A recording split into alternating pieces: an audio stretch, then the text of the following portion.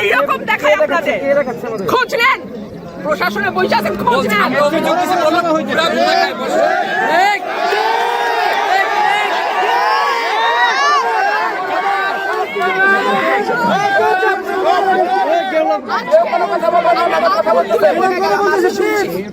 ভবিষ্যতে শুনবো না আর আমার আমি যদি না বলি এখান থেকে বাইরে যেতে পারবেন না স্যার মাথায় রাখেন শেখ হাসিনার সময় আপনারা যাদের কথা এখন চলতেছেন তারা কানে ধইরা খাটের নিচে থাকতো স্যার আমি রুমিন ফারহানা কোনো দল লাগে না আমার